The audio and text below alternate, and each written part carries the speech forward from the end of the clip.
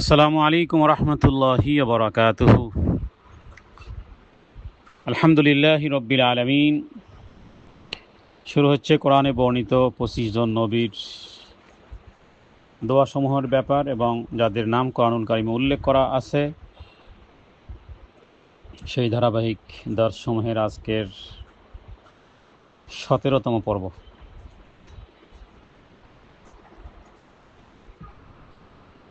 আজকের আমরা জানব কোরআনুল কারিমে বর্ণিত জুল কিফল আলাইহিস সালাতু ওয়াস সালাম সম্পর্কে কোরআনের বর্ণনা হযরতে জুল কিফল। যদিও কোরআনুল কারিমে মাত্র 2টি আয়াতে তার ব্যাপারটি এসেছে, বাকি কোরআনে বর্ণিত যেহেতু তিনি একজন নবী এবং তিনি একজন নবী এবং সালেহ সৎ ব্যক্তি, তিনি নবী ছিলেন কি না এই বিষয়ে কেউ কেউ দ্বিমত করলেও অধিকাংশ তাফসীরকারকগণের কাছে তিনি নবী ছিলেন। কোরআনুল কারীমের সূরা আম্বিয়াতে এবং সূরা সদের ভিতরে 2 জায়গাতে হযরতে জুল কিফল আলাইহিস সালাতু ওয়াস সালাম সম্পর্কে আলোচনা এসেছে। আমরা যে আয়াতটি এনেছি এটি হলো সূরা আম্বিয়ার 85 এবং 86 নম্বর আয়াত। আউযু বিল্লাহি মিনাশ শাইতানির রাজীম। ওয়া ইসমাঈলা ওয়া ইদরিসা ওয়া যাল কিফল কুল্লুম মিনাস সাবিরিন ওয়া আদখালনাহুম ফি রাহমাতিনা ইন্নাহুম মিনাস সালিহিন।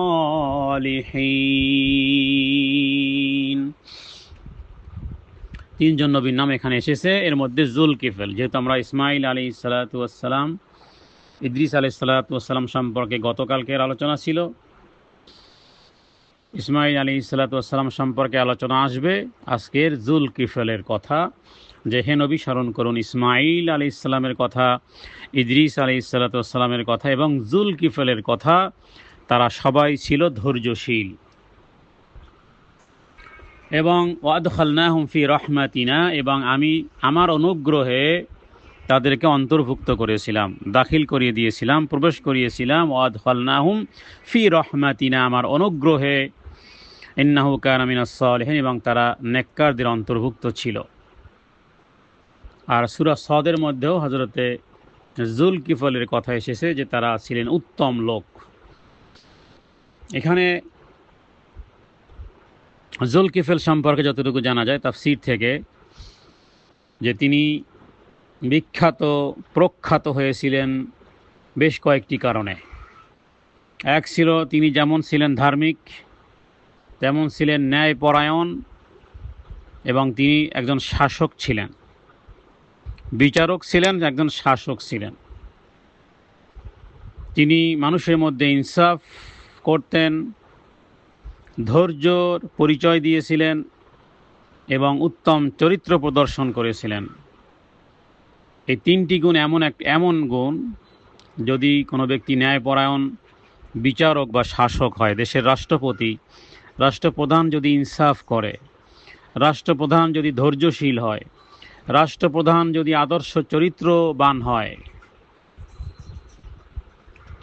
তাহলে স্বাভাবিকভাবেই সেই রাষ্ট্রে বলা যায় যে যেন জান্নাতি সুখ অনুভব করতে পারে। বিধায় যে যত পাওয়ারফুল, যে যত উপরের তবাকায় থাকবে, তার ব্যাপারেই রাসূলুল্লাহ সাল্লাল্লাহু আলাইহি ওয়াসাল্লাম পুরস্কারও সেই রকমের ঘোষণা করেছেন। যেমন কিয়ামতের দিন, যেদিন আরশের ছায়া ব্যতীত কোনো ছায়া থাকবে না, আল্লাহ তাআলা 7 শ্রেণী লোকদেরকে আরশের সুশীতল ছায়াতলে স্থান দেবেন। এর মধ্যে প্রথম যেই ব্যক্তিকে ডাকা হবে, প্রথম যার নাম ঘোষণা আসবে, তিনি কোনো তাহাজ্জুদ গুজার নয়, তিনি কোনো হাজি নন, তিনি কোনো দানকারিনী নন, কোনো ইবাদত গুজার, অন্য কোনো ইবাদত গুজার নয়। তিনি হলেন ইমামুন আদেল, ন্যায়পরায়ণ শাসক। এবং জুলকিফল তিনি কি করতেন? রাতে ইবাদত করতেন, দিনের বেলা রোজা রাখতেন। আরেকটি তানি কাজ করতেন যেটি ভিন্নভাবে তাকে উল্লেখ করেছে, সেটি ছিল যে তিনি রাগ করবেন না, রাগ না করে ইনসাফের সাথে বিচার করবেন। এই তিনটি কাজ তিনি করতেন। তাহলে রাতে ইবাদত, কম হোক বেশি হোক, দিনের বেলা রোজা, আর হলো রাগ না করা। এই রাগ না করায় আমরা সবাই ফেল। তো তিনি যেহেতু শাসক ছিলেন, বিচারক ছিলেন, তার পক্ষে রাগ না করা তাকে আরো সৌন্দর্যমণ্ডিত করেছে। বিধায় আল্লাহ তাআলা তার সম্পর্কে বলেছেন, কানু মিনাস সাবিরিন। সবাই ধৈর্যশীলতার দাবি করি আমরা, কিন্তু কোয়ালিটি কত পার্সেন্ট সেটি আল্লাহ ভালো জানেন। আল্লাহ তাআলা জুলকিফলকে বলেছেন কানু মিনাস সাবিরিন, স্পেশালি তাকে বলেছেন কানু মিনাস সাবিরিন, সে হলো ধৈর্যশীল। এবং ওয়াদখালনাহুম ফি রাহমাতিনা, এবং আমি তাকে প্রবেশ করেছি আমার অনুগ্রহে। তাহলে যে ব্যক্তি রাগ থেকে দূরে থাকতে পারে, এটি অনেক বড় একটি বিষয়। জুলকিফল আলাইহিস সালাম নবী, তার থেকে যে বিষয়গুলো শিক্ষণীয় দিক আমাদের জন্য, কোরআনুল কারিমে বর্ণিত 25 জন নবীর মধ্যে হযরতে জুলকিফলের অর্থ আসতেছে, জুলকিফল মানে কি আসলে? জুলকিফল, জুল মানে অধিকার, অধিকারী বা ধারক, বাহক। জুল শব্দের মানে ধারক বা বাহক, কিফল মানে দায়িত্ব। আরবিতে সৌদি আরবের যারা মালিক এদেরকে বলে কফিল। কফিল মানে উনি ওনার মালিক, উনি ওনার দায়িত্বে কর্মচারী। তাহলে কর্মচারী তার মালিকের দিকে ইঙ্গিত করে কফিল। কফিল মানে আমার কফিল, মানে কি আমার দায়িত্ব, আমি ওনার দায়িত্বে আছি। তাহলে জু মানে ধারক, কিফল মানে দায়িত্ব, মানে দায়িত্ব বা তার গ্যারান্টি উনি। তো তাহলে তিনি একজন দায়িত্বওয়ালা, মানে নামের মধ্যে নামই এসে গেছে জুলকিফল মানে কি? তাহলে যিনি দায়িত্ব গ্রহণ করেছিলেন অথবা গ্যারান্টির অধিকারী যিনি, তার মানে আল্লাহর কাছে তিনি প্রতিশ্রুতি দিয়েছিলেন, আমি দিনে রোজা রাখবো, রাতে ইবাদত করব, আর রাগ করব না, ইনসাফ করব।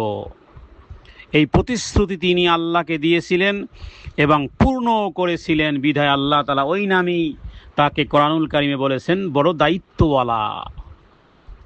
বড় দায়িত্বওয়ালা, বড় দায়িত্বের অধিকারী, বড় গ্যারান্টির অধিকারী। তাহলে জুলকিফল মানে বড় গ্যারান্টির অধিকারী। এই উপাধি হযরতে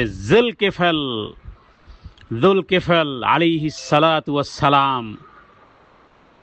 ইতিহাস থেকে জানা যায় যে কোনো এক রাজা যখন বৃদ্ধ হয়ে পড়লেন, তখন তিনি তার উত্তরসূরি খুঁজতেছিলেন, যে আমি তো মারা যাব, আমার একজন উত্তরসূরি তো দরকার। উত্তরসূরি কোয়ালিটি চাইলেন, কারণ উত্তরসূরি তো যেই কাউকে বসানো যায়। নিজের মেয়েকে বসায় কেউ, নিজের স্ত্রীকে কেউ বসায়, কেউ নিজের ছেলেকে বসায়। তো তিনি এই আমাদের মতন যে আমার স্থলাভিষিক্ত, আমার মেয়ে প্রধানমন্ত্রী হবে, আমার স্ত্রী প্রধানমন্ত্রী হবে, রাজতন্ত্রের মতন আমার ছেলে হবে, ছেলের ছেলে হবে না। তিনি চাইলেন সত্যিকার উত্তরসূরি এরকমের হবে যে রোজা রাখবে, দিনের বেলা রাতে ইবাদত করবে, আর রাগ করবে না, ইনসাফ করবে। এবং তিনি এলান করলেন যে আমার এই বিষয়ে যে কথা দিতে পারবে তাকে আমি দায়িত্ব দেব। সবাই নিতে ভয় পেল, কিন্তু একজন যুবক দাঁড়িয়ে গেল। একজন যুবক, তিনি আর কেউ নন, তিনিই হলেন জুলকিফল। তিনি কথা রেখেছেন, অত্যন্ত ইনসাফ এবং ইবাদতপূর্ণ জীবন যাপন করেছেন। তিনি একজন বনী ইসরাইলের নবী, হযরতে ইয়াসা আলাইহিসসালাতু ওয়াসসালামের যুগে ছিলেন, অথবা তারপরে প্রেরিত হয়েছিলেন। হযরতে ইয়াসা নামে আরেকজন নবী আছেন কোরআনে বর্ণিত। তাহলে হযরতে যুলকিফল তিনি ইরাক অথবা নাজাফের কাছাকাছি কোথাও তিনি প্রেরিত হয়েছিলেন। তো তিনি দায়িত্ব গ্রহণ করেছিলেন এবং দায়িত্ব পালনে সাহস এবং দৃঢ়তা দেখিয়েছিলেন, এবং সময়কে তিনি এইভাবেই বন্টন করে দিয়েছিলেন। দিন হবে সিয়ামের জন্য, রাত হবে ইবাদতের জন্য, এবং দিন রাত 24 ঘন্টা সর্বোত্তম ব্যবহার, রাগ নিয়ন্ত্রণ, সবসময় ধৈর্য রাখা। এই কারণেই বলেছেন কানু মিনাস সাবিরিন। আর ইনসাফ, নেতৃত্বে বা বিচার কার্যে ন্যায়ের প্রতীক হিসেবে হযরতে যুলকিফল তিনি ছিলেন গোটা মানব জাতির জন্য একটা আদর্শিক, একজন ন্যায়নিষ্ঠ মানুষ। এবং তার ব্যাপারে যতটুকু জানা যায় যে তিনি এই তিনটি গুণের মধ্যে সবচেয়ে বড় গুণ রাগ করবেন না। এবং ইসরায়েলি বর্ণনায় পাওয়া যায় যে তাকে শয়তান একবার পরীক্ষা অথবা তার ওয়াদায় যাতে করে বরখেলাফ হয়ে যায়, কারণ ওই যে বাদশার কাছে ওয়াদা করেছিলেন, আল্লাহর কাছে ওয়াদা দিয়েছিলেন, নিজেকে নিজে শপথ করে যে আমি এই কাজ করব না। তো যেহেতু তিনি অঙ্গীকার করেছেন, সেই অঙ্গীকার কিভাবে ভঙ্গ করা যায়, এই কারণে শয়তান একবার তাকে পরীক্ষা করার জন্য একজন অতিশয় বৃদ্ধের বেশে কয়েকবার মামলা নিয়ে হাজির হয়। একবার রাতের সময়, মানে বিচার কার্যের সময় না, অন্য সময় যখন তিনি রাতে কিছুটা বিশ্রাম নেবেন, তখন এসে দরজায় ঠক ঠক, কি ব্যাপার, আমার বিচার করে দেন। দিনের বেলা একটু কাইলুলা করতেন যাতে করে রাতে দণ্ডায়মান হতে পারেন, জোহরের পরে খাবার খাওয়ার পরে, মানে দিনের বেলা একটু বিশ্রামের সময়। তো ওই সময় এসে আবার ঠক ঠক বিচার কার্য করেন। আবার সালাতের সময় ফের যখন আসে তখন একই, এভাবে করে 3 বার বিরক্ত করার পরও যুলকিফল তিনি আলাইহিসসালাতু ওয়াসসালাম তিনি রাগ করেননি, বরং ধৈর্য ধরেছেন। এই ধৈর্য এবং কর্তব্যপরায়ণের জন্যই তিনি যুলকিফল উপাধি পান। যদিও কিছু কিছু ঘটনা ইসরায়েলি রয়েছে, তবে কোরআন সুন্নাহর সাথে সাংঘর্ষিক না হলে সেগুলো বর্ণনা করা যায়। তার মানে তিনি দায়িত্ব পালন করেছেন, রাগ নিয়ন্ত্রণ করেছেন, এবং ধৈর্যের পরিচয় দিয়েছেন, ইনসাফ করেছেন। এই হলো হযরতে যুলকিফল আলাইহিসসালাতু ওয়াসসালামের কথা। তাহলে যুলকিফল তিনি একজন দায়িত্বওয়ালা, এবং যেই অধিকারী, জুল মানে অধিকারী বা ধারক বা বাহক, কিফেল মানে দায়িত্ব অথবা কোনো কিছুর অংশ অথবা গ্যারান্টি। তার মানে তিনি দায়িত্ব গ্রহণ করেছিলেন বা একটা গ্যারান্টি দিয়েছিলেন, সেই গ্যারান্টি তিনি বলবৎ রেখেছিলেন। আল্লাহ তাআলা তার এই দায়িত্বের উপর স্টিল থাকা, দায়িত্ব থেকে দূরে না থাকা এবং ওয়াদাকারী ছিলেন। তার মানে তিনি রাগ করবেন না, তো করেইনি, যত লস হোক। আল্লাহ তাআলা এই কারণে তার এই আয়াতের মধ্যে তার ব্যাপারে এবং অন্য আয়াতে বলা হয়েছে যে ওয়াদাল কিফলি কুল্লু মিনাল আখিয়ার, উত্তম বিশেষ কিছু ব্যক্তিবর্গ আল্লাহ তাআলার কাছে আছে। কতজন আছে, কি পরিমাণ আছে, সেটা আল্লাহ ভালো জানেন, আমরা জানি না। কিন্তু আয়াত থেকে বোঝা যায় যে বিশেষ কিছু ব্যক্তিবর্গ আছে আল্লাহ তাআলার দরবারে, যাদের শান, যাদের মান, যাদের মর্তবার মর্যাদা কিয়ামতের দিন দেখা যাবে, অথবা আল্লাহ তাআলার ভালোবাসা পেয়ে তারা ধন্য হয়েছে।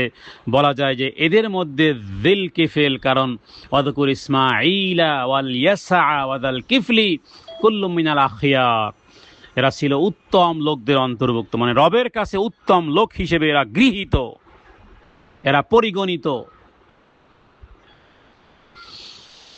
তাহলে আজকে আমরা এই আয়াতটি যেটি আমরা পাঠ করেছি, আউযু বিল্লাহি মিনাশ শাইতানির রাজিম, সূরা আম্বিয়া আয়াত নম্বর 85 এবং 86। ওয়া ইসমাঈলা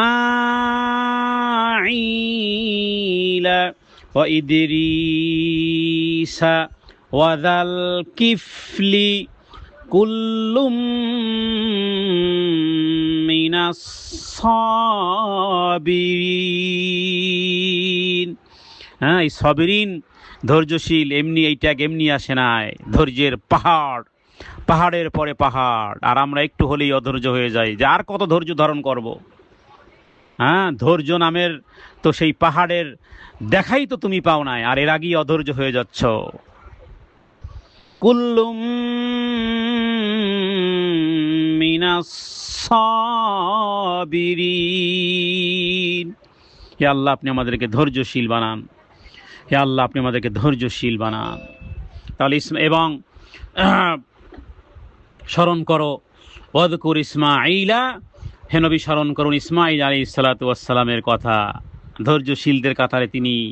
ওয়া ইদরিসা, ইদরিস আলাইহিস সালাতু ওয়াস সালামের কথা। ওয়াদাল কিফলি, এবং যুল কিফলের কথাও। কুল্লুম মিনাস সাবিরিন, এরা প্রত্যেকেই ছিল কঠিন, সীমাহীন ধৈর্যশীল। ওয়াদখালনাহুম ফি রহমাতিনা ইন্নাহুম মিনাস সালিহিন। ওয়াদখালনাহুম, এবং আমি তাদেরকে অন্তর্ভুক্ত করেছিলাম। ওয়াদখালনাহুম ফি রহমাতিনা, আমার বিশেষ অনুগ্রহে। কেন?